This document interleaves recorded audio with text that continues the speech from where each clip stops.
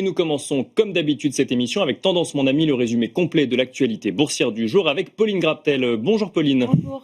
Alors Pauline, on démarre avec la décision monétaire de la BCE. Oui, sans surprise, elle a laissé ses taux directeurs inchangés. Le taux de facilité de dépôt est maintenu à 2%. La BCE a également mis à jour ses prévisions d'inflation et de croissance. Pour la croissance, elle relève sa prévision de 0,9 à 1,2% en 2025. Pour 2026, la prévision est revue en légère baisse à 1% et pour 2027, elle reste inchangée à 1,3%. Et en matière d'inflation, Pauline ? Les prévisions sont très légèrement relevées pour 2025. Elles devraient s'établir à 2,1% au lieu de 2%.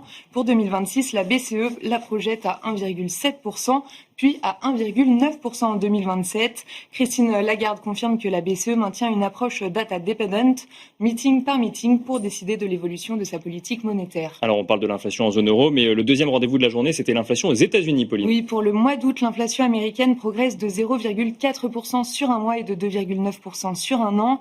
Dans sa version cœur, hors alimentation et énergie, elle ressort en hausse de 0,3% sur un mois et de 3,1% sur un an. C'est parfaitement conforme aux attentes. Est-ce que ces nouvelles données font bouger les marchés obligataires, Pauline ? Le rendement américain à 10 ans poursuit sa détente autour de 4%. En Europe, le rendement allemand à 10 ans reste stable autour de 2,65% après la décision de la BCE. Le rendement français de même échéance évolue autour de 3,45%. Sur le marché des changes, l'euro-dollar se traite autour de 1,1730 aujourd'hui.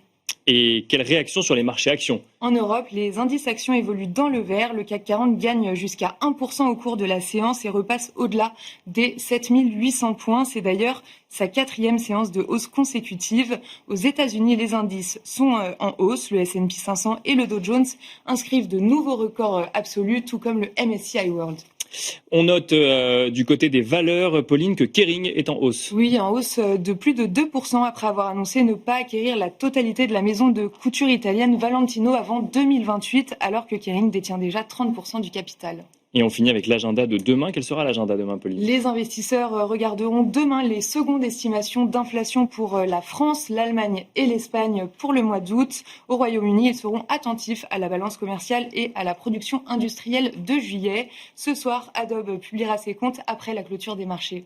Voilà, donc Tendance mon ami, le résumé complet de l'actualité boursière du jour par Pauline Graptel. Merci Pauline, et quant à nous, on se retrouve tout de suite dans Planète Marché.